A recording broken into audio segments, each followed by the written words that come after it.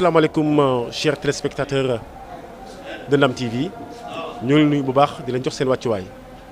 di am mbégte contentement di leen dalal waaye di ñaan aussi ngeen dalal ñu tey nag seen émission bi nga xam ne moo di cours des leaders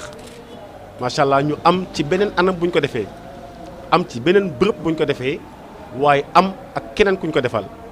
ginnaaw bu ñu génnee ci li nga xam ne moo di ci wàllum sport la fois passée avec Mamadou Niang Mbaye tey ñu génn ci feneen fi nga xam ne mën na jàpp ne du ci biir sport waaye ki ñuy dalal amaana ci loolu yëpp lay yëngatu ndax casquette bi nga xam ne moom la am tey nag ñu am l'immense plaisir de recevoir ci suñu émission un homme intègre quelqu'un bi nga xamante jii nii su ma waxee turam léegi nii li ñu njëkk a gis ci moom wala li ñu njëkk a xalaat ci moom mooy ku yor ndombal tànk la waaye yoree ko ci benn anam tey nag du ma guddal damay dem droit au but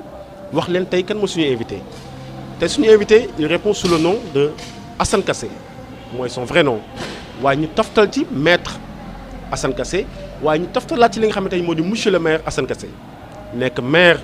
commune Rufisque Nord nekk fii ci Tëngéej tey ñu war a am ak moom yëy ak yàb bi ci li nga xamante jii nii moo di maire bi ginnaaw bi mu fi ñëwee bi mu fi toogee li mu fi def ak tey fan la bëgg jëmale ci li nga xamante jii nii moo di commune Rufisque Nord tey dañ naan loo xam Samba Samba gën laa xam boppam tey monsieur le maire Assane Kassé la ñu dalal waaye di monsieur le maire ñu lay nuyu di la jox sa wàccuwaay te am mbégte ak contentement waaye tamit te am satisfaction le fait que nga defal ñu honneur bi nangu suñu invitation ñu ngi lay dalal di la bàyyi nga nuyoog téléspectateurs yi. Merci beaucoup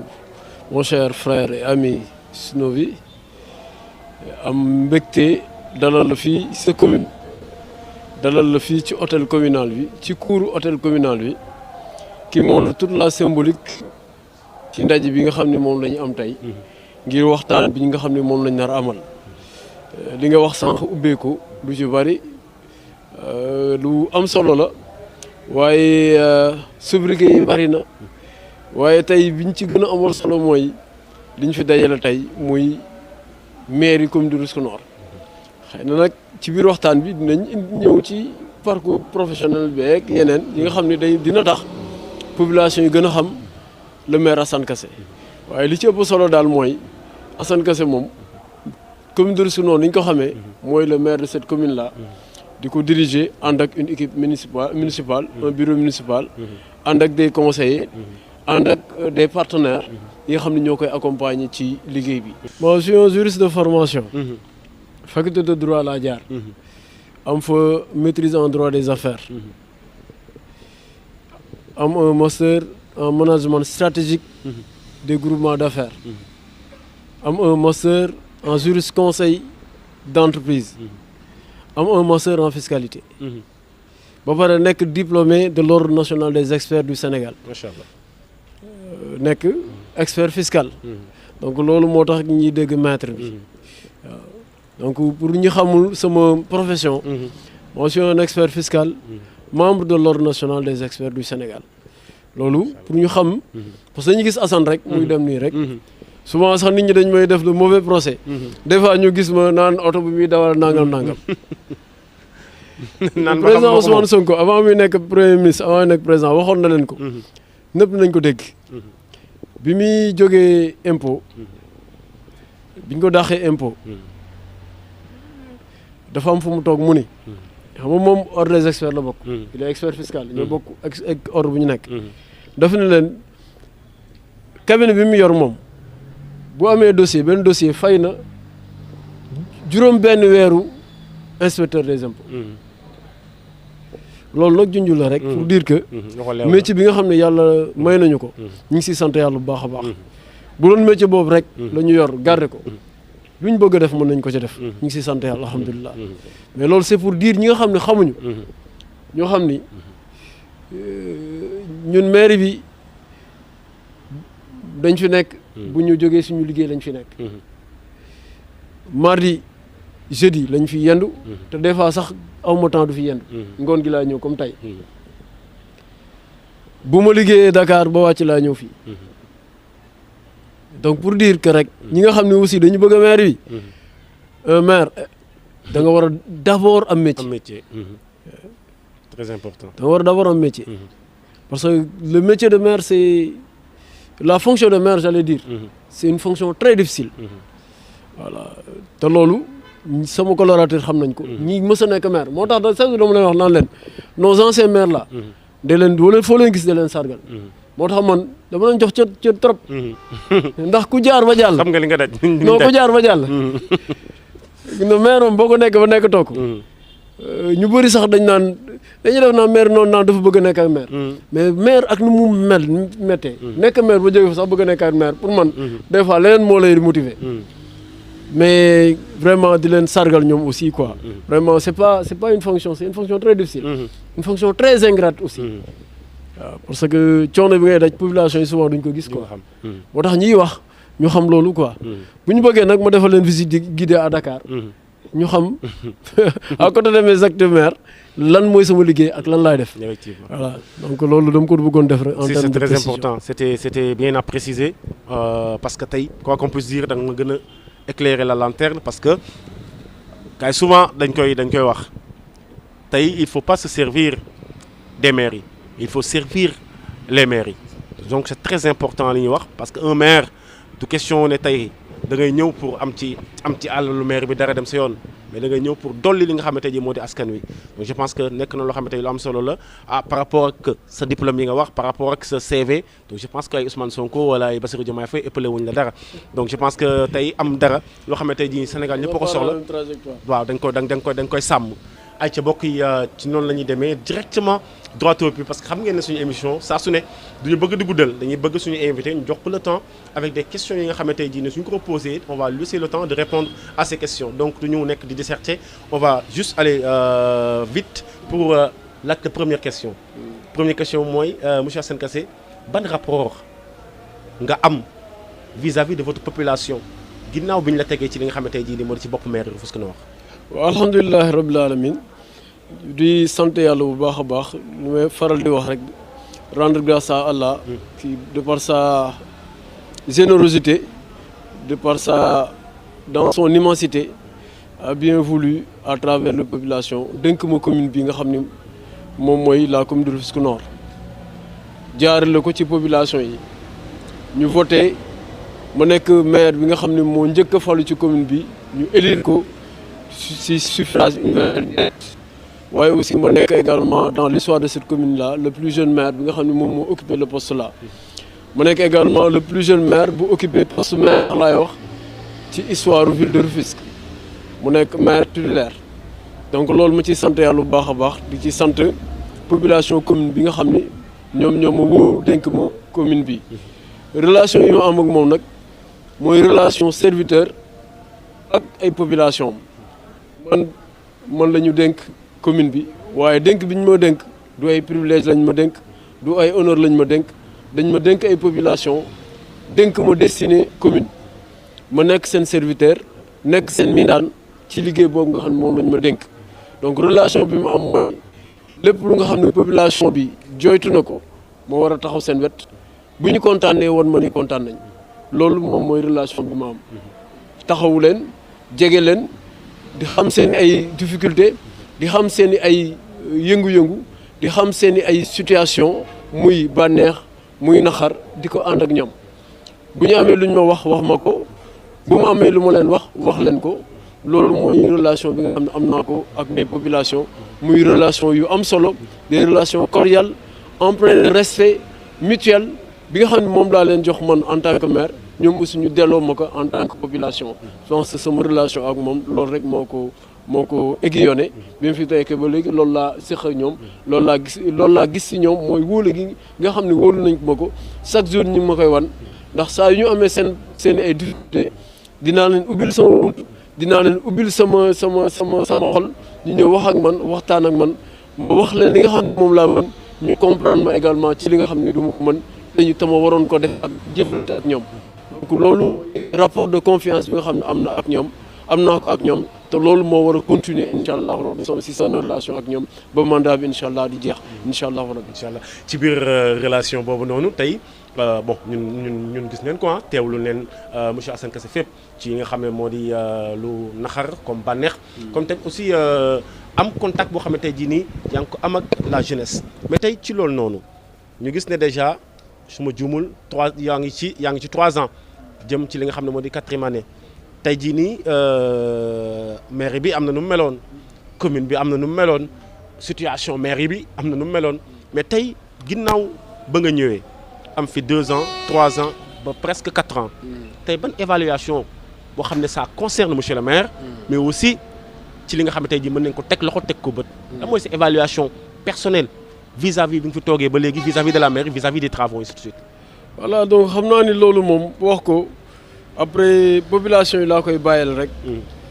à l'heure du bilan ñu apprécier li ñu fi def parce que bi ñu accès si mairie bi yàlla dogal na fekk nañ fi situation fekk nañ fi ay actes yoo xam ni ki nga xam ne moom laa fi remplacé posé na ko woon liggéey nag continuité la maanaam ki nga xam ne dafa liggéey ba am fu mu yem bu la joxee lenge yi da nga ko war a jëlee foofu mu yem yóbbu ko ci kanam te ñëpp xam nañ ni ñëpp seedeel nañ ni commune bi ñu ko yor rek léegi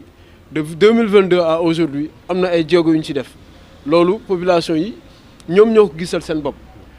àddina nag noonu lay doxee parce que nit da ngay juddu da ngay raam da ngay taxaw da ngay dox da ngay màgg da ngay dem ba am ay responsabilités da ngay vieillir ba après incha allahu rabbi ba ilaa yawmi din donc noonu la également institution di doxee institution dafay am un commencement man bi ma fii ñëw dama fekk avant mooy agsi fii dama fekk ay maire jiitu ma maire yooyu ma jiitu dañu teg ay base ci organisation bi ci taxawu liggéey bi ci yeneen ak yeneen ak yeneen bi ma ñëwee aussi foofu ñoom ñu tegoon curseur bi dama ne fii laa koy teg mais fii laa ko war a yóbbu je l'ai pris à un point A yóbbu naa ko à un point B loolu moom ñëpp xam nañ ko dans le domaine de la santé on a fait beaucoup d'efforts yoo xam ni buñ ci àggee population yi dinañ ko mën a constater dans le domaine de l'éducation également nee naa bi ma fi toogee léegi loolu ñëpp ñoo koy wax je suis le seul maire à avoir construit réceptionné plus de 20 salles de classe en moins de 4 ans loolu def nañ ko fii. et c'est palpable et c'est palpable boo demee Ousmane Mbengue chantier bu ma fi fekkoon la le maire sortant démarré ko woon 8 salles de classe lañ fa réceptionné bi ma ñëwee maa ko àggali réceptionné ko nga dem Fass bi ma ñëwee dama fa dindi ay salles de classe yu màgget tabax fa 6 salles de classe nga dem Darou Rahman ma initier fa école bu bees boo xam ne même maa ut suuf si créer école bi tabax ko def naa fa instant bi y a 6 salles de classe ma war fa defaat ren 2 autres salles de classe chaque année damay tabax ay ñaari salles de classe foofu def naa fa bloc administratif def fa local également boo xam ne gardien bi fa la war a nekk def fa un bloc sanitaire nga dem Chérif 1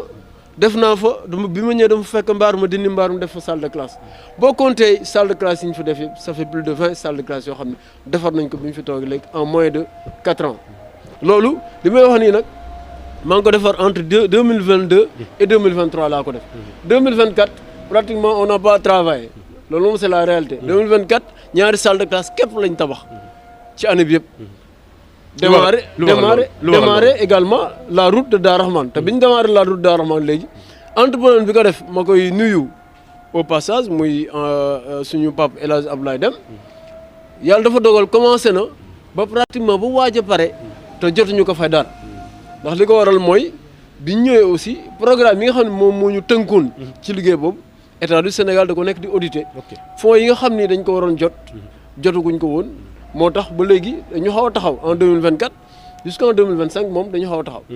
mais loolu peut-être on espère que d'ici la fin de l'année dina jeex pour ñu mën a reprendre activités yi pour mën a terminer travaux yi nga xam ni commencé woon nañ ko pour les populations pour mën ko quand même mën leen ko livrer avant la fin du mandat parce que loolu mooy cëslaa yi éducation moom nee naa li ma ci def li des ci mandat bi mënu ma def lu ëpp li ma jot a def santé également li ma ci def ci commencement mandat bi mënu ma def lu ëpp li ma ci def d'ailleurs le poste de santé de Darou Rahman dañ ko nar a inaugurer le 12 juillet le 12 juillet bii di ñëw je suis en train de construire une grande maternité à Darou Rahman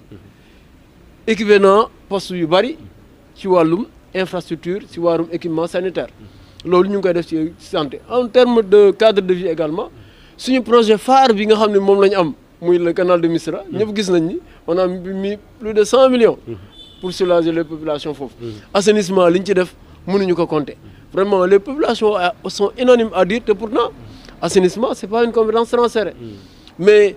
bëgg soulager sama population moo tax ma ni naa ci góorgóorlu jëm ci ay jéego pour au moins soulager leen si loolu laa defaree le canal de Missirah si laa defaree réseau d'égout dans beaucoup de quartiers ci commune de Rufisque Nord yi nga xam ni bu ñu ko temps bi maye dinaa leen ko citer ci loolu aussi la route de Darou Rahmane ñëpp xam nañ ni foo def école def fa poste de santé def fa maternité war nga fa war a mën a defar yoon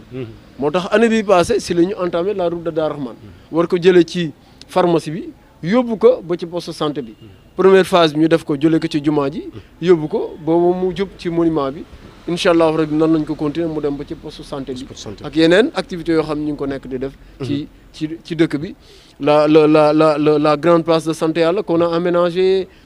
la grande place de Chérif qu'on a aménagé esplanade du cimetière yi gis ngeen nu mu mel loolu ñu ñoo ko def ak yeneen yoo xam ni def nañ ko bu ko temps bi permettre incha allah nañ ko faram-fàcce pour population yi xam ko incha allah loolu après dinañ ci ñëw comme ça je pense que après Saliou Ndiaye le réalisateur après dina projeter les images yi nga xamante ji nii mën nañ jàpp ne moom la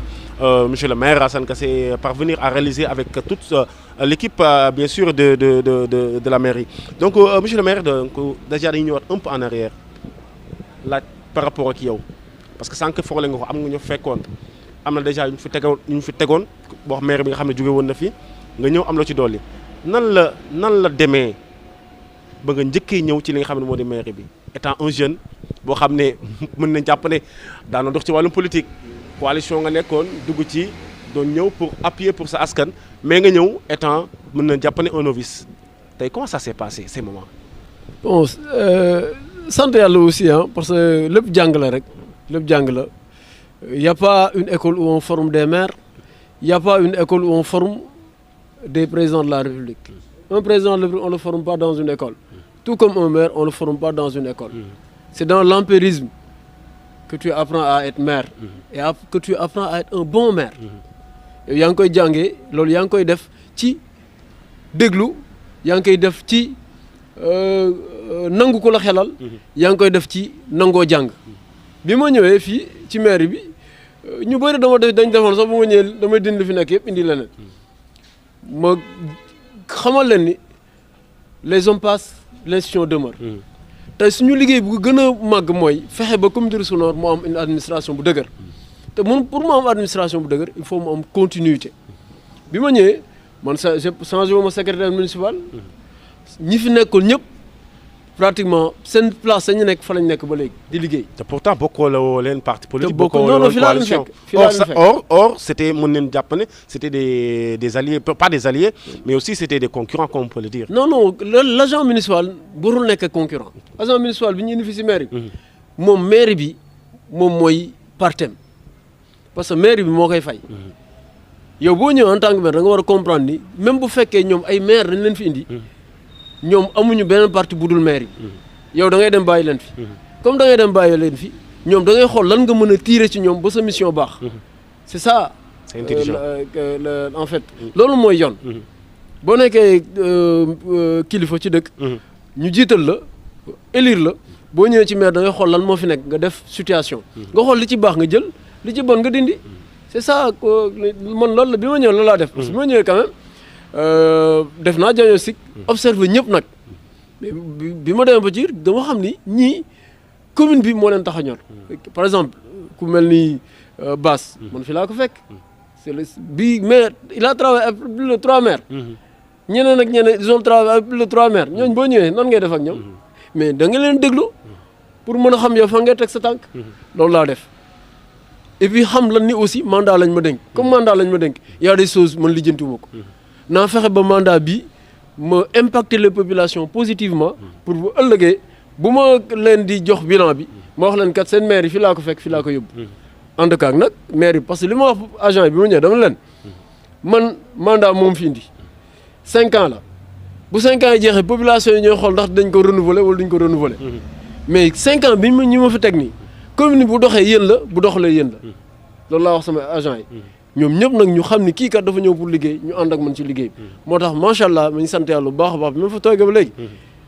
man ak samay agent jàmm rek la ñu am te ñu ngi may jàppale ci liggéey bi te loolu incha allah am naa yaakaar ne dafay continuer bu soobee yàlla macha allah donc déjà ñu ñëwaat ci beneen point. mais nag xawoon na métti nag. waaw début moom comme tout début. Sur ce dañuy ñëw par rapport ak sa gestion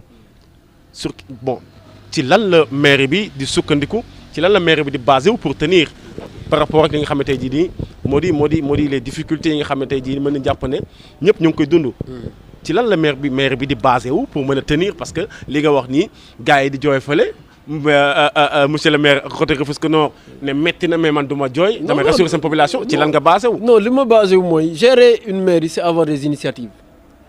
yaa gis yu bari yu ñuy def fii gars yi dañuy def ni alal moo koy def alal ju bari. mais il faut avoir li koy waral rek mooy avoir une équipe dynamique et de bonnes initiatives. man j'ai une équipe dynamique j'ai des initiatives. loolu laay dundalee commune bi. li ci des ñii dañuy def ne alal sax yenn dañ koy def parce que dañu am les moyens non c'est parce qu'on a une équipe dynamique derrière et les initiatives sont là ñun duñu xeebuñu dara ku ñu proposer formation on prend liñ ci mën ñu def ko ci. suñu ay jeunes dañ leen accompagner bu tabaski jotee liñ mën ñu def lu ñu mënuñu xam ni mënuñu ko. en tout cas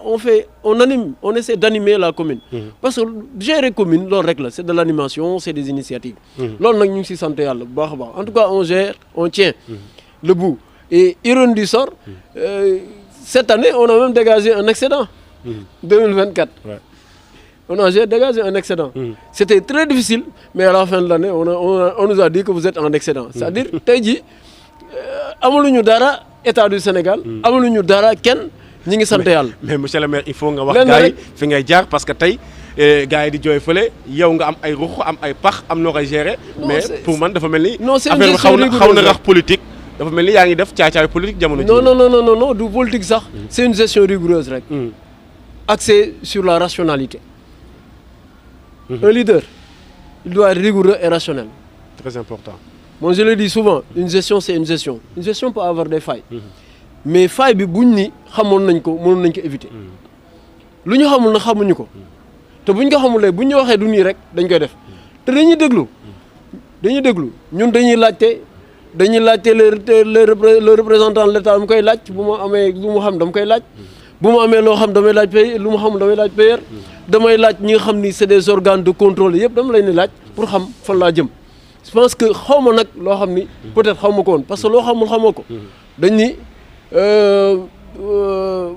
nul n'est censé ignorer la loi c'est clair mais ignorance du justification si dara te boo xamulee xamoo dañ ni ki nga xam ne moom moo gën a sax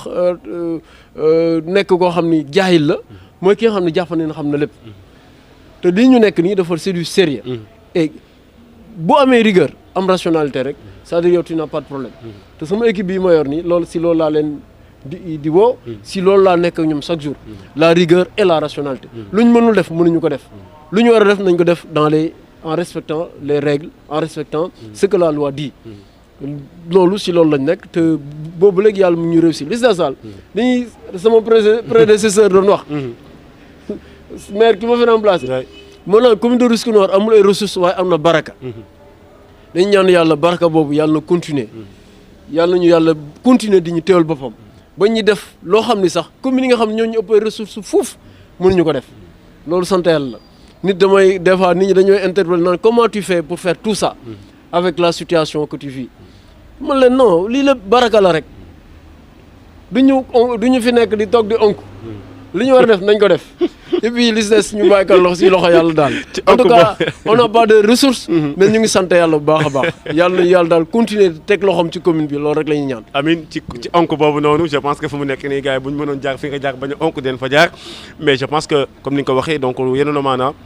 nit ku nekk da ngay xool tey li jëmale sa askan kanam nga bàyyi bureau yi surtout wàcc sur le terrain ñu ngi la ciy gis on vous en félicite ñun duñu waxal kenn loo xam ne tey nii gëmuñu ko dañu gis ne loolu am na donc on vous en félicite tey jii nii ñu ñëw tuuti ci côté politique parce que tey gis neen maître Assane Kassé lu mu ñëwee ci wàllu maire bi mooy à travers benn coalition ñu ko doon ko xam ci Yewwi Askan Wi nekkoon ci Yewwi Askan Wi ñëwee maire ci Yewwi Askan Wi te yàlla def nga toog fi nekk fi maire ñu doon demaat ci beneen élection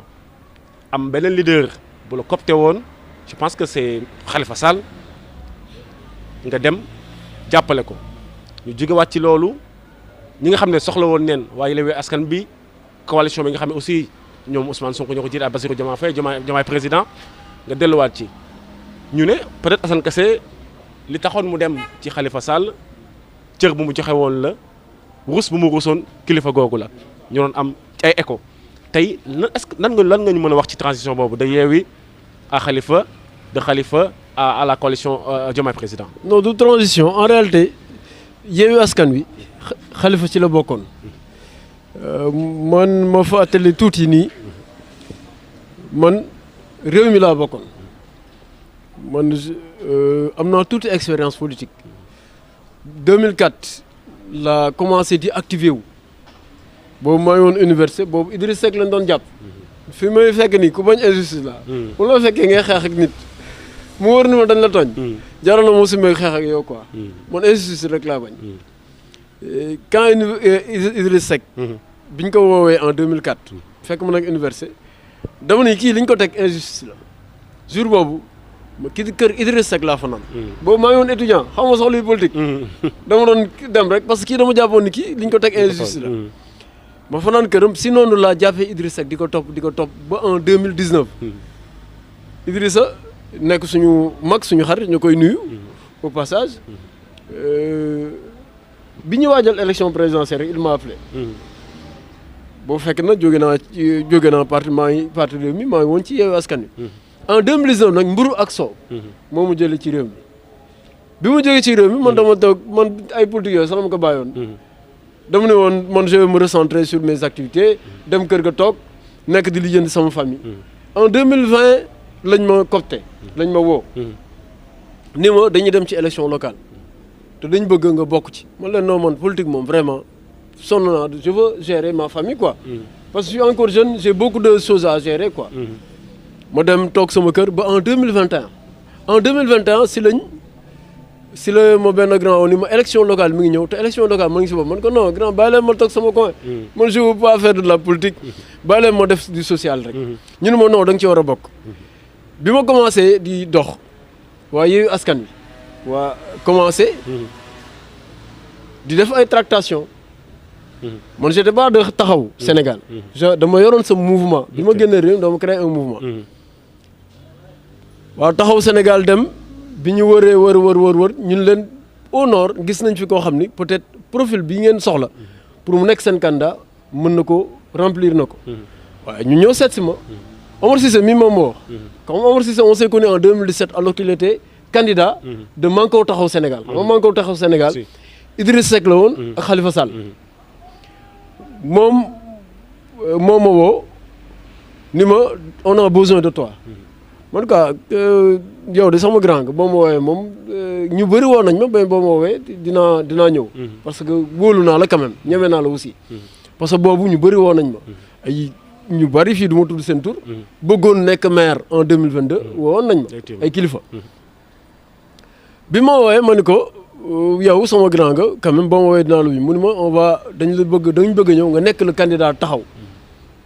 ma ni d'accord y a pas de souci ñu dem dans taxawu def benn une sorte de préliminaire bi ñu defee ay élections kii yooyu des élections nu ñu ko waxee nu ko toit du ni ñu koy waxee ci olof sax c'est-à-dire ñu tànn bu njëkk ci biir taxaw bi ñu tànn bu njëkk y avait 3 ou 4 candidats dans taxaw bi ñu xoolee profil ñu ni Assane est le meilleur candidat dans taxaw léegi on va porter sa candidature dans Yewwi Askan Wi toujours je suis avec Khalifa déjà pendant les élections locales j'étais avec Khalifa parce que taxaw laa ñëwee bi ñu demee dans Yewwi Askan Wi Pastef avait son candidat Grand Parti avait son candidat le PUR avait son candidat le FDS avait leur candidat am na ñeneen ñu amoon candidat on était 6 candidats dans Yewwi Askan Wi bi ñu ñëwee ñu waxtaan ñu indi CV yi ñu jukki ñu def fii wax gars yi d'accord ñu dem au département gars yi non di d'accord ñu amuñu consensus bi ñu demee nag au niveau national si lañ xool candidats yi xool CV yi ñun Assane a le meilleur profil foofu lañ tranché sama candidature du fii lañ ko décidé on l'a décidé au niveau national moo ci profité également di ci remercier l'actuel président de la République Bassirou di ci remercier également d'autres personnes qui m'ont connu bien avant mooy nekk maire bien avant mooy nekk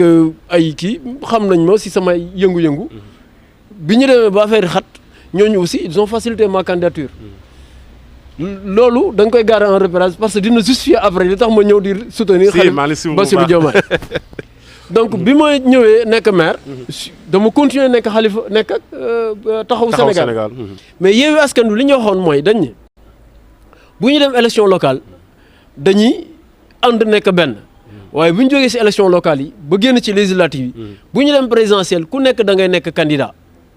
ok bu boobaa amatul lonko amatul. non amatul ku nekk da ngay dem uti. li olof di wax bopp sa bopp. ku nekk bopp sa bopp mais en gardant la même cohérence politique. ok en gardant la même cohérence, c'est-à-dire en gardant la même vision du changement. C'est-à-dire garder la même vision du changement, c'est-à-dire tey jii yow Snow bi man Assane Kassé ak keneen on est dans Yewwi Askan Wi mais mën nañ dem nekk ay candidats à la présidentielle mais bu ñu ŋàññante bu ñu xasante yow boo nekk président man dama war a am obligation jàppale la man loolu laa jàpp. c'est ça la conviction c'est ça la cohérence. kon ci logique boobu noonu ci logique boobu nga continuer. c'est la continuer soutenir Khalifa. parce que Khalifa mënuma soutenir ci local yi te du ma ko soutenir ci présidentielle bi. mais bi ñu demee ba ci présidentielle bi passé ma gis leneen. comme là ce que j'ai vu mooy ñun cohérence bi ñu amoon en 2022 mooy kenn ku génn si ñun nekk président dañ ko war a jàppale. j'ai vu que ki nekk président Pastef la bokk te Pastef si biir Yewwi Askan Wi la bokk. de surcroît ki génn nekk président man sama nit la ku ma xam la bien avant muy nekk président de la République. bu nekkee président de la République dama jàpp ni ñun taxaw Sénégal dañu war ànd ak moom jàppale ko. mais quand j'ai vu que taxaw Sénégal dafa jël beneen trajectoire mu ni trajectoire bi c'est pas ma trajectoire. c'est pas ce qu'on s'était dit. li ñu waxoon mooy nañu garder la même cohérence politique. mooy kenn si ñun bu nekkee président rek nañ ko jàppale. Bassirou il est de Pastef Pastef était de Yewwi Askan Wi donc dañ ko war a jàppale. mais bi ma gisee ba taxaw ñu jaaree mu ni non moi je vais pas les suivre parce que li ñu waxoon defuñu ko. donc comme ñoom ñoo sàmmul seen kaddu man je veux respecter ma parole moo tax bi ñu créé sàmm sa kaddu yooyu man bokkuñ ci lool parce que man maay sàmm sama kaddu sama kaddu mooy la ma waxoon en 2022 mooy jàppale ki nga xam ni moom moo génn ci Yewwi Askan Wi te ki génn ci Yewwi Askan Wi c'est Bassirou c'est le Pastef looloo tax ma décidé ci législative yi jàppale Bassirou Diomaye loolu mooy premier élément bi deuxième élément bi mooy man bi Senghor di nekk président la fekk ma fi. je suis né après Senghor. c'est vrai. je connais pas le président Senghor. xam naa fi nga bëgg a jëm. Abdou Diouf nekk na fi pendant 19 ans mosuma ko teg bët. Abdoulaye Wade nekk na fi 12 ans mosuma ko teg bët. Macky Sall nekk na fi 12 ans mosuma ko teg bët. mais kii nekk président léegi. yàlla dafa dogal ma am occasion di partager ak moom lu bari. xam ko bien avant muy nekk président mu xam ban nit la. xam ku gëm liggéey la ku xam liggéey la ku bëgg réewam la. di toog moom di waxtaan ak moom ba mu nekk président de la République. mais mon cher koo xam ni pratiquer ko mu ngi mel ne rek tey may wax ak ma am ku may nit sama benn yow may wax ak ni may wax ak yow nii. xamante ak yow bokk ak yow dëkk bi di partager ak yow lu bari nga xëy nekk président de la République. man bu ma dee gor damay soutenir keneen ku dul yow yow laa jàppale parce que yow laa xam. loolu mooy deuxième élément qui a été décisif dans ma décision de soutenir le Pastef. parce que dama xam ni kii nekk président léegi. hormis le fait que ma maa engagé woon dans Yewwi Askan Wi mais ki nekk président de la République. ku ma xam la te xam naa ni buñ ko joxee réew mi mu yor. dina ko mën a téye bi nga xam ni moom la nit ñi yaakaar. loolu mooy deuxième élément bi. mu tax ma soutenir Pastef pour dire aussi. dama soutenir Pastef par conviction soutenir ma ko pour dara. parce que man yaakaaruma Pastef pour toogaat fii yaakaaruma kenn pour toog yàlla rek laa yaakaar ci sama toog fii parce que yàllaa ma fi teg. Yewwi Askan Wi bi may ñëw di nekk candidat outsider laa woon kenn xalaatul woon ni dinaa nekk maire fii. ki ma fi remplacer kenn xalaatul woon ni man dinaa ko gagner. mais yàlla dogal na mu toog fii kon ba ma fiy toogaat du kenn taxul ba ma toog fii mais yàlla kese mooy tax ma toog fi. bu ñëpp d'accord ni Assane moo fi war a toog yàlla d'accord ni moo fi toog. kenn mënu fexe ba mu toog fi. bu ñëpp d'accord ni woon Assane du fi toog yàlla ni moo fi toog kenn mënul tere ba mu toog fi. donc bi may def sama décision. je l'avais fait par conviction sama gëm-gëm laa demee. pour jàppale Pastef la preuve. def naa ko ba def sama déclaration. Ousmane Sonko yëgul. Bassirou Diomaye yëgul. kenn si ñoom yëgu ko. c'est après qu'ils l'ont su. après lañ ko yëg. parce que ay nit ñu ma jege te xam leen ñoom ñoo leen yëgal. bi may def sama déclaration nit moo ko wan président Ousmane Sonko. ci ab téléphone am. ni ko le maire du Nord dafa décider soutenir kii bi. dafa décider soutenir Pastef ci élection législative par conviction nga ko defee. par conviction gëm-gëm laa ko defee je te dis une chose mon cher lépp lu may def gëmal ni par conviction laa koy def man je suis pas je suis pas de cette du ma kuy tricher lu ma gëmul gëmuma ko tey jii boo ma gisee ma am benn trajectoire ba dem amuma ko rek xamal ni la ma doon gis foofu gisatuma ko fa mais tant que maa ngi ko fay gis tey jii Pastef même bu élection ñëwoon soutenir uñ ma je continuerai à les soutenir pourquoi tant que maa ngi gis li tax ma doon soutenir ci ñoom damay continuer leen soutenir parce que man gëmuma du Pastef laay soutenir mais damay soutenir la République damay soutenir le Sénégal damay soutenir le développement du Sénégal loolu laa gëm au-delà des coloration partisane là Sénégal laa gëm mon parti c'est la République mon parti c'est le Sénégal. son parti c'est le Sénégal donc mbokk yi nga xam ne yéen a ñu doon suivre booba léegi nii ñoo ngi seen émission bi nga xam ne moo di émission Cour des Grands deuxième numéro bi nag tey ki nga xam ne moom ngeen gis nii ñuy waxal mooy monsieur le maire Assane Kassé ñu doon am yéeg yàbbi ba léegi di am yéeg yàbbi ñu dugg seen deuxième pàcc bi nga xam ne tey war nañ ko waxtaanee ginnaaw loolu wax naa la wax nga premier élément wax deuxième élément mais troisième élément bi à quelle fin déjà soutenir nga waa Pastef gagné leen élection présidentielle côté nord ñoo ko gagné donc tey taxawu je pense que newatoo fa tey lan moo war a nekk la suite entre le maire avec son équipe ak waa Pastef. bon la suite c'est que je suis un allié de Pastef ah voilà tegu nii ba léegi donc mais je suis pas de Pastef mais je suis un allié de Pastef. J'ai un mouvement qu'on appelle Convergence d'action pour la patrie. Cap SN. ma créé ko porté ko avec des personnes qui m'accompagnent. mouvement boobu ci laa nekk di liggéey. bu ma demee na ba ci cappaandaw gi bu Pastef bëggee ma accompagner ko ci loolu ci yeneen élection yi di ñëw ma accompagner ko buñ ko bëggulee man fa ma nekk moo tegu fa rek parce que dans tous les cas comme je l'ai dit di ci kanam yàlla rek moo ko xam yàlla rek moo ko xam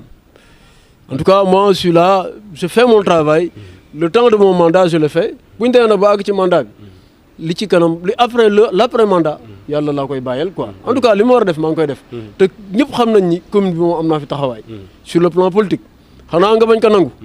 waaye ku am say bët di xool rek xam nga ni am naa taxawaay politique ci commune bi ragaluma nag nekk man kese ragaluma ko de j'ai pas peur d'être seul et je préfère être seul que d'être mal accompagné. voilà yaa ko wax daal en tout cas dans tous les cas sama ànd ak ñi nga xam ne ñoom laa séqal maa ngi koy rafetal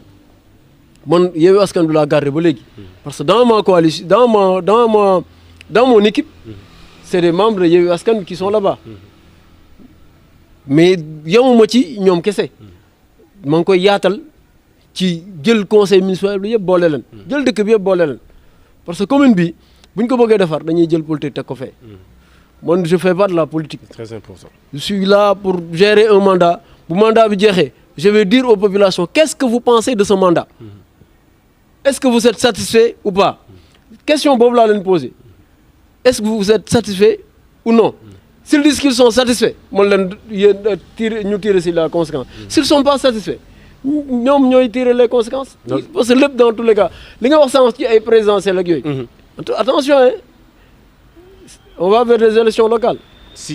fa laa bëggoon ñëw. élection locale c'est diamétralement opposé. c'est pas une élection présidentielle. effectivement fa laa doon ñëw parce que tey parce que xam naa fi yow sama dernière question fa nga bëgg a dugg moo tax fa laay ñëw parce que tey boo xoolee souvent comme li nga expliqué pour garder des mairies ay temps dañ doon gis ne parti bi moo fi nekk parti bi moo nekk au pouvoir tey kii lañ àndal kii moo nekk maire mais tey dañ gis beneen aspect tey jeunesse bi lañ jóg ci tey ku def dara. ñu jàppale la ku deful dara du la jàppale parce que nous aussi on a des échos on est à Rufisque fii lañ dëkk dañuy am écho yu bëri maire bu zone bu nekk ak écho bu ñuy dégg ci yow écho bi ñuy dégg ci yow aussi moo tax ñu ñëw toog ak yow waxtaan ak yow parce que mu leer mosuñu toog ak yow ci bureau mosuñu làqatoog fenn émission bii nii naturellement la am donc pour que gars yi mu leer parce que ñu xamante ne suñu biir voilà donc tey loolu aussi beneen enjeu la parce que gars yi dañ jàpp ne élection yi léegi ku nekk ci parti au pouvoir kese moo ci ne te tey boo xoolee coalition Yewwi Askan Wi ku mu yeewul dara du la yee parce que tey am na ñu nekkoon ci coalition Yewwi Askan Wi ba affaire yi jeexee bañ demee élection présidentielle ku nekk dafa jël sa yoon te ku nekk am na li nga am. ku nekk am na li nga am mais il faut calculer, il faut prendre en compte le fait que, comme je l'ai dit, élection présidentielle lañ jóge ak législative. Ça c'est pas du suñu élection ñun. Il y avait un projet, il y avait cette volonté de changement. nit ñi porté ko ñu xam ni lii moom mooy war a porter changement bi ñëpp jàpp ci. ñëpp jàpp ci. Il y a des gens qui sont avec nous qui ont voté pour le PASTEF. Ça c'est parce que xamoon nañ candidat bi ñu amoon peut-être. mënu woon porter le changement c'est ça la réalité. dañ ko wax la réalité est que le candidat qui devait porter le changement c'est le candidat de PASTEF. ñëpp dañ ko jàppale même ñun ñi àndoon ak ñun. les gens ont voté pour truc. man xam nga nit ñi dañuy def ne ñu bëri dañu def ne man Pastef laa bokk. waaw 80% des gens. identité boobu lañ la jox. pensent que je suis de Pastef. parce que naturellement dañ jàpp ni ñoom laa war a àndal. mais encore faudrait-il que Pastef bëgguñu ànd ak ñoom aussi. loolu aussi nañ ko wax. et ce qu'on a vu c'est que y a pas cette volonté de capitaliser ce qu'on ñun li ñu am.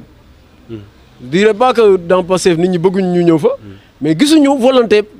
cette volonté de capitaliser. est-ce que tey jii amul ñoo xam ne tey jii ñoo ngi Tëngéej nekk biir Pastef aussi di xool seen bët nekk sa siège. non loolu moom c'est clair loolu moom c'est clair et c'est légitimement. man ce que je dis à tout man maa nekk ni ñu ko wax sax waxuma je dirais pas le cobaye mais man maa nekk jeune bu ubbi yaatal géew bi comme on dit c'est-à-dire avec moi. Tous les jeunes pensent que c'est possible et je les encourage à croire que c'est possible dañuy wax naan dañuy jàpp ni dafa yoon bi dafa lëndëm mais lëndëmul c'est pas le chemin qui est difficile mais c'est le difficile qui est le chemin tey jii man maa ñëw nekk le premier jeune à être maire ici ñoom ñëpp tey bëgg nañ nekk maire mais dañ leen di ñaanal ñu ëllëg ñu mën a am possibilité servir la population mais nag dañ ko teg ci li war a mën a nekk rek. comme lan. mooy ñu tekk fi ñu ko war a teg. ñu xaar élection ñëw ñu dem uti. est-ce que boobu bañ a tooñ bañ a dugg ci ay détails. yàlla bëggul kuy tooñ. est-ce que boobu noonu dafa mel ni dafa am lu xew lu ñu yëgul. waaw non tooñ boobu noonu. dañuy am ñu sànni ay xeer dafa am ñu. non sànni xeer sax du ñàkk quoi xajamal cere bi wala dafa am ñoo xamante non cere bi moom kenn mënu ko xajamal parce que cere ji moom cere ju yàlla tay moom kenn mënu ko xajamal. cere ju yàlla tay doo ko gis fañ koy xajamale sax fañ koy xajamal. mais temps yi monsieur le maire dafa dugg au cœur de la politique parce que gis nañ à travers sa communication daa mel ni temps yi day xaw a saf tuuti kaan yi. non en réalité loolu dañ koy santé rek comme je dis rek on a une équipe très dynamique. Omar a ngi nii ñoom ñooy ay ndaw lañ. xam nañ dëkk bi li muy laaj. moo tax suñu communication dañ ko intensifier. parce que ñoom ñoo gis ne loolu moo war a nekk. parce que ñun ay ndaw lañ dañu war a def li ndaw ji def. moo tax ñu leen ci encourager ñoom tamit di leen remercier ci loolu. mais dans tous les cas li ñu war a retenir mooy politique jotagul. y a le temps de la politique et le temps du travail tey liggéey moo jot nañu liggéey baagi ci cëppaandaw gi bu ñu àggee ci cëppaandaw gi man de maa ngi yëkkat sama loxo wax nii ëllëg ku fi yàlla teg muy xaw ma kañ la mais dinaa la accompagner te boo ñëwee di nga xam ni commune teg nañ ko ci baar boo xam ni ce sera difficile pour nga agsi nga romb ko. on a mis la barre très très très haute. vraiment ku fi ñëw fii di nga gis ni. boo duggee ci biir di nga xam ni kii. fi mu teg nii commune pour mu egg fa ce sera très difficile. am na loo xam duñ ko wax nag de. mais chaque jour dama naan dafa waroon am ñi nekk bëgg a nekk candidat dañ leen waroon defar stage de maire. stage de maire c'est-à-dire ñu ñëw un mois rek un mois. jàngal leen quoi un mois. ñu ñëw di seet di xool maire nan lay liggéeyee. ku ma suivre un mois rek di nga xam waxuñu du ñu tàgg suñu bopp de waaye du ñu yaafus. mbaadu loolu moo tax chaque jour yaafus chaque guddi yenn saa yi yenn match yi ñu lay gis ngay dem terrain di entraîner dafa mel ne laaj loolu. non loolu c'est pour xam nga rek c'est pour damay dem foofu pour libérer wu tuuti. pour ndax gars yi. non pour libérer wu tuuti parce que tey jii li nga wax nii c'est-à-dire un maire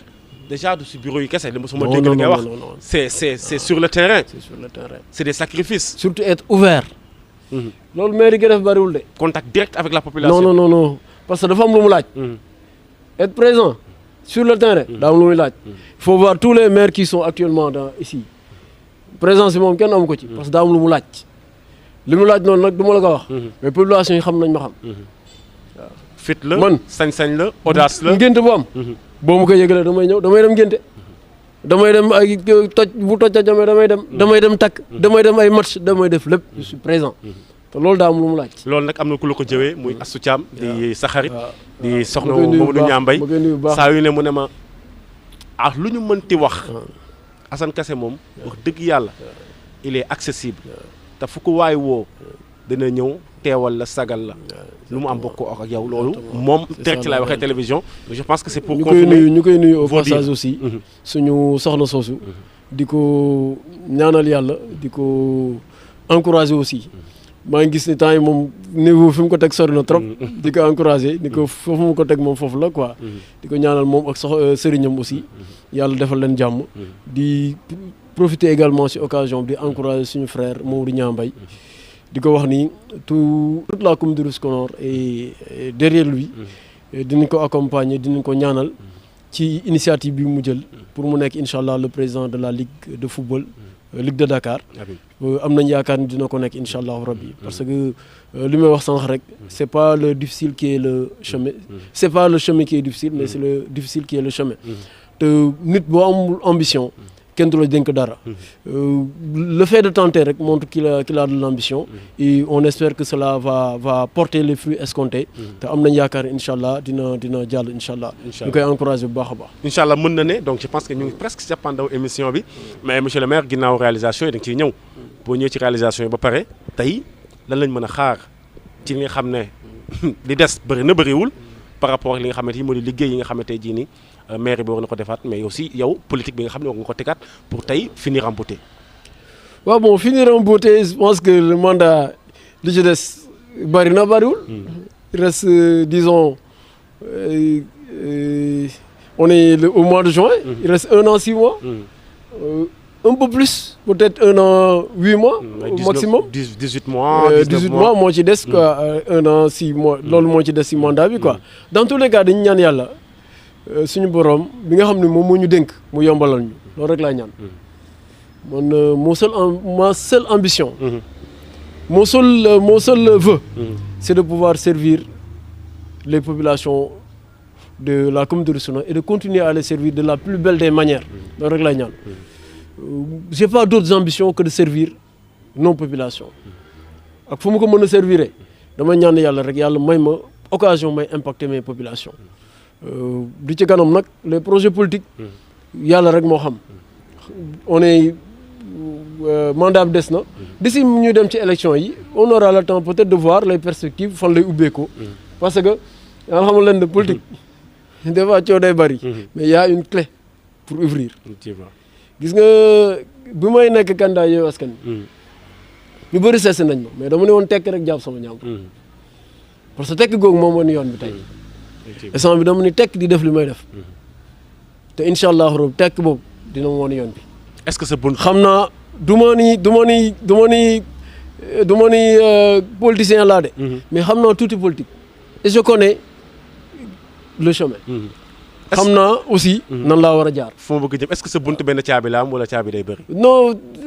en tout cas il y a une clé pour ouvrir. et quand le moment venu caabi boobu dañ ko téye te bu ñu ko war a ubbi nañ ko ubbi incha allah rabbi. dañ ñaan yàlla rek yàlla may ñu àggale ak jàmm. parce que je le dis souvent c'est même irrespectueux nga nekk maire sa mandat jeexagul ngay penser à la prochaine élection. loolu c'est pour man c'est manquer de respect à nos populations. te waruñu leen manquer de respect. waaw dañu war a ñoom dañu jox mandat nañ ñaan yàlla liggéey ba mandat bi jeex bu mandat bi jeexee bu ñu bëggee laaj ñu laaj mais être dans un mandat et penser à la prochaine élection doo liggéey et moi je veux travailler ba dernier jour bi nga xam ni mandat bi day jeex dama bëgg def sama liggéey ba jour élection yi nga xam ne élection day am dama bëgg def samay liggéey lu yàlla dogal nag moo nangu après dem nekk ci leneen ginnaaw liggéey boobu noonu tey est-ce que tey on peut s'attendre à ce que tey mandat bu monsieur le maire Assane Kassé jeexee mu présenté waat pour benn deuxième mandat. waaw nañu bàyyi ba mandat bi jeex incha allahu rabbi. daa mel ni pare go pour addu ci. non loolu parce que mooy li ma wax rek. pour yow c'est manquer de respect. non à la population. nit duñ la dénk pare goo ci li la dénk ngay laaj leneen. bu ma paree ba wax leen li laa ci def. ñoom ñooy juger est-ce que dama war a continuer. wala dama war a bàyyi keneen. population ñoo koy juger du kenn nag. yàlla mooy décider moo koy jaarale si population li may ñaan rek man mooy nañu yàlla may ñu terminer en beauté suturaal ñu bañ a àggaleeg jàmm ak salaam deuxièmement également mu ubbi xolu askan wi def ñu ci seen biir xol ñun nañ nekk ci jàmm ak population yi rek population yi dañu am jàmm ñun nañ am jàmm nañu liggéey rek ba mandat bi jeex incha allah li si des ay coow la rek ay wax fii nanga naa ay coow la rek élection moom ça se gagne pas à l'avance ça se gagne le jour c'est pas des ay nangam affaire du genre nañu dem ba àgg ci rek incha allahu rabbi loolu daal mooy wax bi daal incha allah on vous le concède mais ku deful dara peut-être booboo doon dernière question mais ku deful dara duñu la laaj dara tey par rapport ak ces réalisations yan mooy réalisation phare yi nga xam ne tey jii nii on peut dire que fii amu fi woon wala ñàkkoon na fi et c'est le maire Assane Kass qui l'a fait par rapport aussi tamit ci hivernage bi ñu jëm parce que gis nañ ne taw bi moo ngi ñëw te incha allah ndox bi dina bëri te nag ndox bi bu bëree tamit te fekk ne amul évacuation yu bëri tamit coow lay bëri. en tout cas daal mandat bi li ma ci jot a def sama xol sedd na torop ci li nga xam ni def naa ko à Missirah loolu moom damay tëdd di ba des fois dama koy xalaat di santaat yàlla daal. mooy lan la. mooy le canal bu ñu def Missirah. Missirah c'était très très difficile. yow boo amee occasion jaar côté armère yi gis nga ni mu changé woo foofu c'était très difficile. population dañ na ko ci conditions yi métti. bi ma yàlla mooy ma impacté leen ba loolu jóge fa rek loolu bokk na ci sama satisfaction yu gën a mag. en tout cas man personnellement xaw ma nag population yi mais am naa satisfaction ci foofu. benn bi mooy l'école de Darou Rahmane bi nga xam ni yàlla dogal na maa ko initié ànd ak sama bureau municipal ak sama conseil municipal loolu tamit sedd na sama xol trop. parce que am na damay gëm ni ëllëg école boobu mën na génne sax un président de la république. xëy na ki nar a nekk maire ci at yële di ñëw. peut-être dina génnee foofu. te loolu incha allahu rabbi lu ñu war a sant yàlla la. école moom ku ko créé. vraiment yaa ngi participer. ci sa développement dëkk. li ñu def également à Fass. ci école bi ñu ngi ciy sant yàlla bu baax. Dangu aussi ñu ngi ciy sant yàlla bu baax. ak yeneen yoo xam ni ñu ngi ciy sant yàlla ak li ñu def Chérif. Chérif aussi vraiment ñu ngi sant yàlla bu baax daal. ñun daal man daal maa ngi wax ni xëy na xaw ma population parce que population yi ñoom mooy parce que on a des populations très difficiles à satisfaire parce que foofu lañ toll. mais am naa yaakaar ni li ma warloo woon ak yom ci li ma jot a def li ma ci waroon def naa ko ci. loolu daal moom mooy wax bi. te am naa yaakaar ne bu ñu gisee ñu wan leen ko dañ ko gisagul nag ñenn ñi mais buñ leen ko wanee dañ ko comprendre ñu bëri dañu may reprocher ma taxaw foofu Darou Rahmane dama bëgg a wax population comme du Rufisque Nord man nekkuma di defar Darou Rahmane parce que damay politique loolu dama koy wax Darou Rahmane ak Chérif boo jëlee Diorga Darou Rahmane Santhiaba Guy Adiana les 3 Darou Rahmane ak Guy Adiana Santhiaba ak Diorga boo leen jëlee ñoom ñëpp quartier yu yëpp ñaari centre de vote la ñaari centre de vote bi benn centre de vote kese la ci Darou Rahmane am muy centre Chérif 2 te Chérif 2 boobu da ko bokk ak Santhiaba kon ku bëgg di def base politique doo ko def foo xam ni benn xaaju centre de vote ba centre de vote bi xaaj bi ñoo fay voté da nga koy def feneen donc li ma def Darou Rahmane moo wax ak population commune de Somme bi ma ñëwee commune de ci maire bi dama diagnostiqué Darou Rahmane moo am plus de 40 000 habitants Darou Rahmane amul école amul poste de santé amul maternité amul tali bu baax ndox mu ñu naan sax amu fa mu bëri woon ay problèmes liés à l'assainissement bi ma ñëwee ma ni bu ñu amee bu fekkee suñu vision baax na nañu jéem a régler les problèmes de Darou Rahmane même bu ñu ko mënul régler à 100% qu'on essaie de régler les problèmes à peut-être à 30% wala 25%. ma waxtaan ak sama conseil municipal ma ne Darou Rahmane nañ fa samp maternité Darou Rahmane nañ egli poste de santé bi Darou Rahmane nañ fa def école bu bees Darou Rahmane nañ defar tali bi Darou Rahmane nañ leen dimbali ñu am ndox mu ñu naan Darou Rahmane nañ leen dimbali ci assainissement tey yàlla dugal na biñ fi toog ak léegi loolu lépp def nañ ko fa donc defuñu ko parce que dañuy liggéey par mais dañuy régler des problèmes parce que dañuy bañ population yi di jógee Darou Rahmane di wàcc en ville ñu ne nañ leen fixer à Darou Rahmane buñ leen fixer poste de santé de Diorga day libéré wu poste maternité bu Dangu day libéré wu dëkk bi aussi ni mu doon xatee dootu ko xatee moo tax ñu def loolu c'est une vision tali bi nga xam dañ koy def Darou Rahmane defuñu ko parce que dañ koy def pour les populations Darou Rahmane kese tali boobu buñ ko jëlee defar ko mu romb poste de santé bi romb maternité bi dem cité Dabakh dem cité Tako ba génne Fass Conteneur mooy commune de Rufisque Nord yëpp ngay libéré donc loolu c'est une vision dañ ko teg ci liggéey boo xam dañ ko teg ci vision mais pas pour politique moi je suis pas là pour politique pour def par parloo li ma def Missirah du Darou Rahmane et on a mis un budget de 100 millions pour soulager leen li ñu def Fass c'est pas Darou Rahmane et on a mis un budget de plus de 100 millions pour def fa ay salle de classe li ñu def Dangu on a mis un budget bu conséquent pour def ko fa ak feneen kon bu ñu wax ni dañu accès à Darou Rahmane on était là-bas pour régler des problèmes parce que c'est une partie de la commune qui était oubliée donc loolu dama ko doon pour population commune bi ñu xam ni defuñu ko pour politique ñun nekkuñu fi pour politique mais on est là pour teg benn vision boo xam bu leer la à terme dafay régler problème commune bi yëpp à terme day permettre commune bu développer loolu ñu comprendre ko parce que wax ji souvent même dans le conseil municipal dañuy toog naan maire Darou Rahmane kese du liggéey bi parce que bu ma doon politique tout Darou Rahmane laay defar man ñëpp xam nañ ni Diorga laa dëkk ñëpp xam nañ ni lépp Diorga laa ko defee bu ma doon Diorga amul tali pourtant tali bi defaruma ko poste de santé de Diorga am na ay problème pourtant defaruma ko école Diorga am na ay problème pourtant am na yu ma fa réglé mais des na ak yeneen Diorga am nañ problème assainissement am nañ yeneen mais ñoom gëm nañ ni man nekkuma di politique moo tax ñu comprendre ma ni maire yaa ngi defar Darou Rahmane comprendre ni Darou Rahmane li nga fay defee dafa war a am bu ñu ko defaree nag ba pare incha allah rabbi yeneen problème yi dañ ko jël en charge pour régler quoi c'est étape par étape parce que li may def nii man nee naa même bu ma ko defee ëllëg population yi jàpp ne dama doon politique xëy na ba def leneen kenn kii ñëw dina gis ne kat on a fait un travail et ce travail là devra être continué donc loolu incha allah rabbi c'est pour rassurer mes populations wax leen ni incha allah vision bi dafa nar a continuer dañ nar a développer commune bi gën ko yaatal commune bi nag mooy terminer foofu c'est une commune boo xam ni ñu bëri dañ ko dul woon bàyyi xel mais ñu ngi koy commencer bàyyi xel parce que commune bi nag mi ngi positionné wu. am na gars yi lañ koy commencer bëgg de pour xëccoo ko. non dañ ko xëccoo parce que dans le positionnement stratégique. ñun ñu ngi positionné commune bi dans la ville dans le département. au niveau national. au niveau national ñu ngi nekk di parce que am na dynamique bu ñu nekk dañ ñaan yàlla dimbali ñu rek ñu àgg ci coppite mais bis bu ñu ci àggee. dañ comprendre cette commune là. ñu bëri amul ressource nag. Grosso Nord amul marché. amul usine amul dara. mais li may répété waat encore rek. am na barke. te barke boobu nag dañ ñaan yàlla mu continuer di ñu irradier dañ ñaan yàlla mu continuer di ñu accompagner ba ñu mën a àggal naal yëpp incha allahu rabbi. Macha Allah, ce fut un immense plaisir de vous avoir accueilli dans notre émission Cour des Grands donc ñu bàyyi la peut-être mot de fin bi mën naa ne defoon nga ko mais ñu bàyyi waat bu fekkee remerciement yi bon juste la doon bàyyi nga continuer parce que cri de cœur la parce que souvent gars yi mën nañu jàpp ne da nga beral loxo donc ñenn ñi comme ni nga ko expliqué parce que boo gisee liggéey boo gis étape par étape la tey mënoo fekk ki amul ndox. ki am ndox nga ne ki am ndox xaama defal ko fontaine ba ki nga xamante ne amul ndox tax nga ko mën a gasal teen donc je pense que loolu aussi c'est très très important ñun aussi lu tax ñu taamu la pour ñëw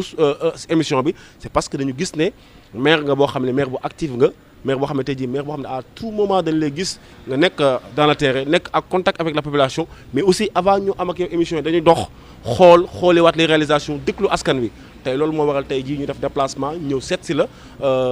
ñaan la nga dalal ñu aussi nga am tamit oyofte dalal ñu am tamit nité parce que tey il faut nga am oyofte am nité parce que tey bu fekkee ne oyofte am na te amul nité du sotti parce que nité bi mooy ñii ñoo ma fi teg ñoo ma soxla kon faa ma recevoir leen donc tey amoo réew recevoir ñu te li nga wax ni tamit askan bi neen ko dégg neen ko gis te xam naa ne bu ñu ko xoolee macha allah dinañ kontaan mais aussi dañ kontaan ci yow moo tax tey jii ni ñu ñëwoon dalal la suñu émission bi nga xam ne mooy deuxième numéro Cour des Grands premier numéro bi c'était avec Mamadou Niambay gis nañ li mu def sa Tëngéej deuxième numéro bi avec yow la ñu xamal ne émission Cour des Grands du émission politique di émission boo xam ne dañuy ñëw di ko def ni fu naa yaa ma neex mais képp koo xam ne tey jii nii yaa ngi ci Cour des Grands dañ la seet si moo xam ne yaa ngi ci wàllum sport yaa ngi ci wàllum politique yaa ngi ci wàllum santé ci foo mënti nekk di si def liggéey boo xam ne tey ji askan mi ngi si gis seen bopp rek ñu dinañ la seet si donc monsieur le maire amoon nañ mbégte contentement dal la si émission bi ñu bàyyi la nga def sa mot de fin non même ma lay remercier Snow bi li nga wax yëpp loolu moo am yow yéen ay suñu ay frères ngeen ñun on a l'obligation même le devoir de vous accompagner parce que bu ñu ko deful ak yéen dañ koy def ak ñeneen man je le dis souvent à mes collaborateurs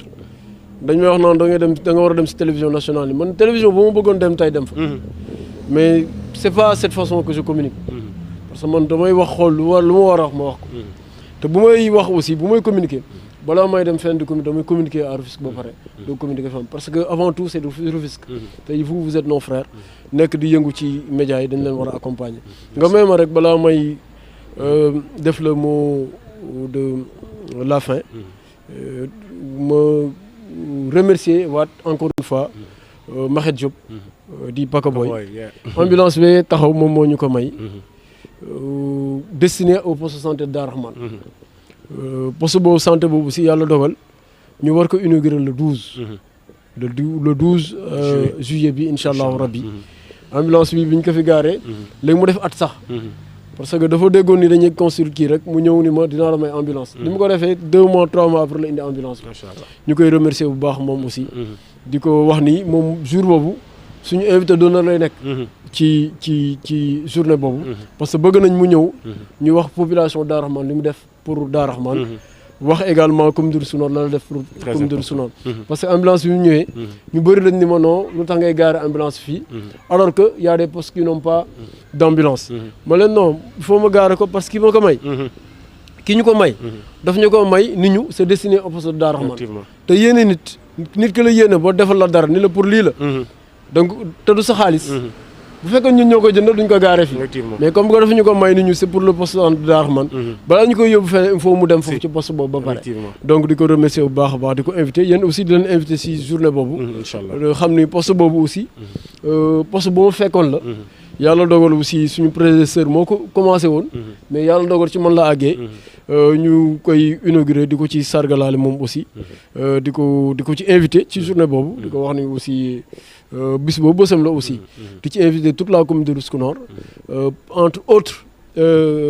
projets boobu bokk na si projet suñu projet phare yi mooy nag mais nag projet bi gën a mag dans le domaine de la santé c'est la maternité de Darou Rahmane te incha allah ku ñëw foofu di nga gis bâtiment bi egg na étape boo xam ne incha allah bu ñu yàlla dimbalee peut-être ci at mi incha allah dinañ ko terminer pour mën ko dalloo bu soobee yàlla en tout cas di leen gërëm bu baax di leen sant di leen encourager une fois di leen ñaanal yàlla aussi seen télévision bi mu nekk télévision bu mag bu ñu dem fu koy tudd fu sore en tout cas vous dire que toute notre fierté à vous recevoir ici dans votre commune dans votre hôtel communal leen wax ni seen kër la te nos portes sont grandement ouvertes à chaque fois que vous avez besoin de nous pour nous interroger mais pour autre chose également on est là disponible dans la mesure du possible à vous accompagner pour que seen liggéey mu gën a dox aussi di remercier également tous nos collaborateurs yi nga xam ni également ñu ngi fi le chef de cabinet di ko remercier di remercier également le Omar chargé de com bi nga xam ne moom moo coordonné cette émission là parce que man li ma gëm mooy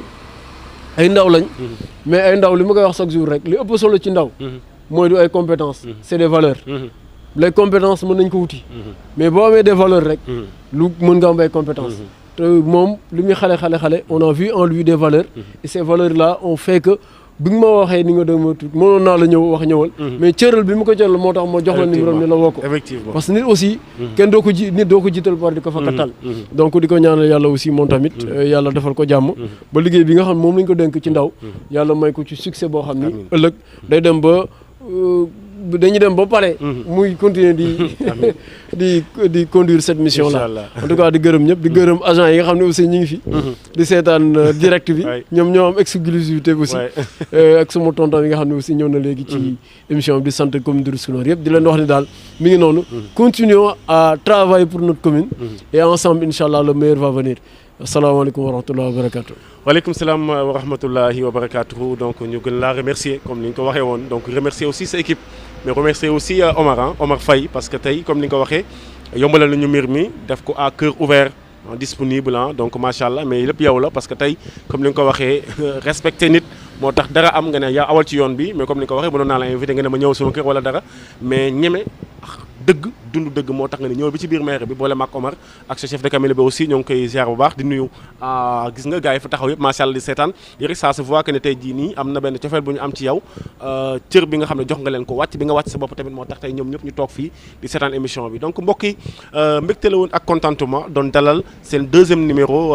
émission Cour des Grands macha allah ñu doon am ki nga xam ne tey jii nii moo di monsieur le maire maître Assane Kassé nekk maire commune Rufisque Nord donc nekk ko xam ne tey jii nii moo ngi bay waaram itam di liggéey macha allah liggéey bu am solo bu nga xamante ji gis neen ko ci Rufisque Nord mu am changement boo xam ne ci côté santé changement ci côté infrastructure changement ci côté éducation changement ci côté assainissement loolu yëpp tey jii nii su ma waxee ku nekk bu la neexee mën nga dem xool parce que man nekk naa ko xam ne peut-être yàlla suturaal na ma nekk Tëngéej ba léegi du ma wax lenn loo xam ne tey jii nit mënu see teg loxoom donc tey loolu moo yokk tax tey ñu am tey jii nii amoon envie jàkkaarloo ak moom waxtaan ak moom amaana tey waxtaan bi ñu waxtaan jëlee ngeen ci ñëri yéen ñi xamul woon tey jii kan mooy monsieur maître Assane Kassé xam ngeen ko amaana tey jii nii leneen li nga xam ne moo ci war a topp nag mooy échéance électorale yi di ñëwaat ñu ñaan yàlla que le meilleur gagne incha allah waaye aussi moom tamit mérité na ko donc leen jox dig daje incha allah ba beneen ci seen émission bi nga xam ne moo di émission Cour des Grands c'était avec monsieur Assane Kassé nekk maire commune Rufisque Nord nekk koo xam ne moo ngi béy waaram ci wàll wu ne émission la Cour des Grands ni lay demee xooluñu amul xàjj amul seen xooluñu ko am xooluñu ko ñàkk lenn kese lañ xool mooy nit ki lan la fi def ci lu baax lan la réaliser ci intérêt wu population bi moo tax tey ñu invité woon ko ci deuxième numéro donc ñu doon jox leen incha allah dig daje ci benn numéro caméra bi ki ci nekkoon à la réalisation Saliou Ndiaye la c'était votre ami et frère Sunubi ci li nga xam ne moo di wàllum laaj ak tontu ci wàllum question yi ñu jox leen dig daje incha allah ci seen beneen numéro seen émission bi nga xam ne moo di Cour des Grands c'est là merci beaucoup et portez-vous bien à tout à l'heure ou bien à la prochaine incha allah ça dépend du moment dont vous nous suivez ciao ciao